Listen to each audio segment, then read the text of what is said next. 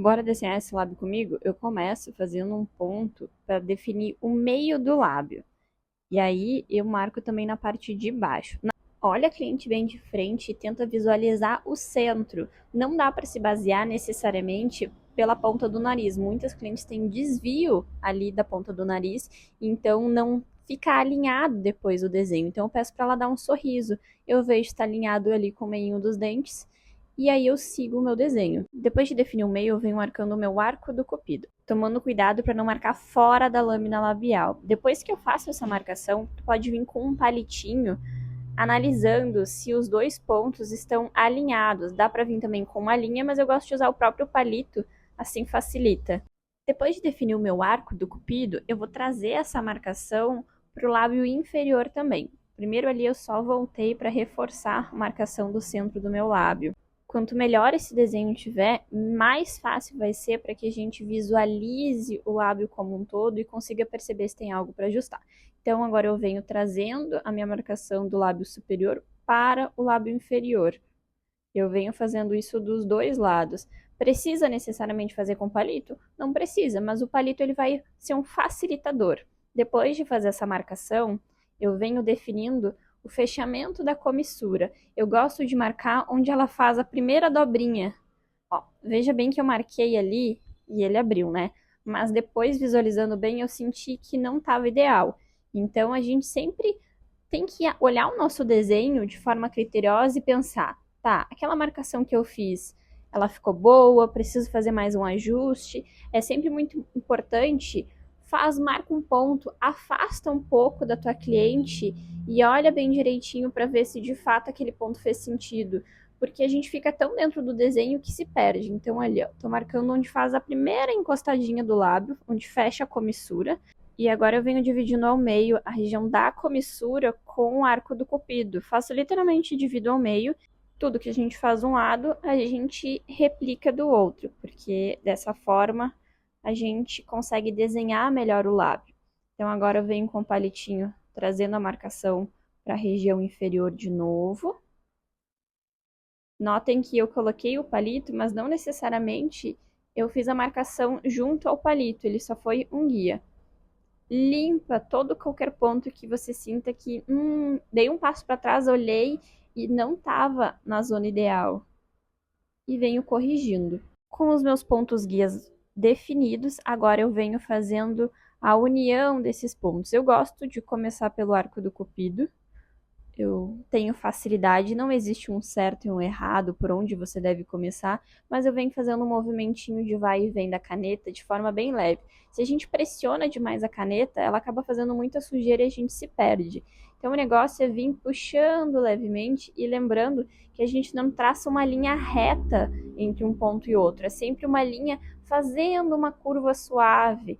Então, não é só simplesmente vem e junta todos os pontos. Não, a gente tem que imaginar que a gente está fazendo uma curva suave na hora de unir um ponto com o outro.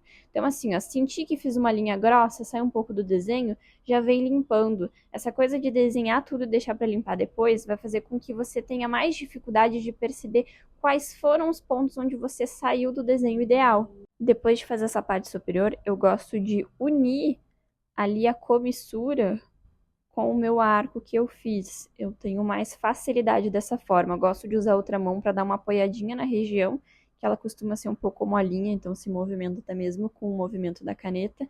E venho de novo limpando com o meu palitinho. Sempre nesse mesmo esquema. Faz o desenho, limpa, ajusta. O desenho do nosso projeto, ele tem que ficar muito impecável. Eu, particularmente, só faço o procedimento depois de mostrar esse projeto para cliente. Então, ele tem que estar com acabamento bonito, porque o teu encantamento já começa ali. A cliente vai ficar mais tranquila e segura com o procedimento quando ela sabe que tem um desenho adequado feito para ela. Então, ó, analiso, dou uma ajustada, lembra que é para fazer uma curva agradável, não pode ter pontos que entram um pouco para dentro do desenho, nem pontos que saem para fora.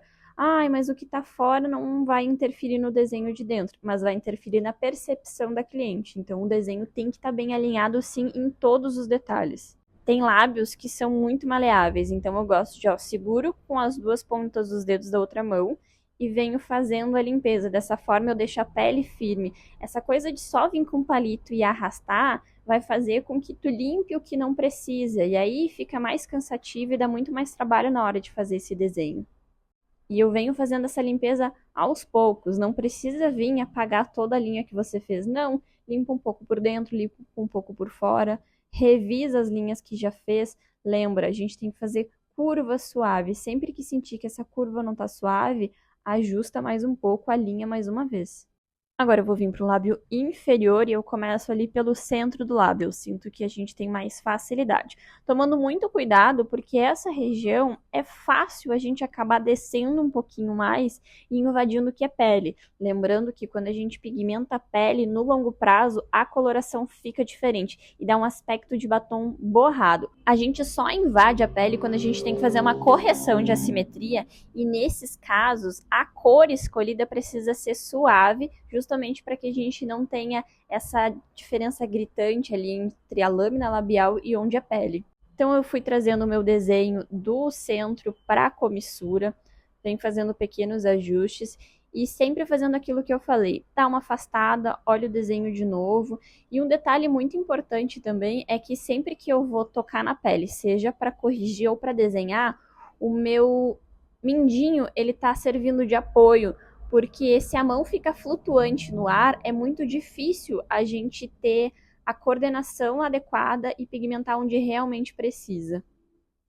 Então eu fui trazendo agora da comissura. Às vezes, na hora de puxar esse desenho, a gente pode perceber que a bolinha que a gente fez estava um pouquinho acima de onde a gente podia ir. Então tá tudo bem, ela é um guia e não um ponto necessariamente a ser passado por cima.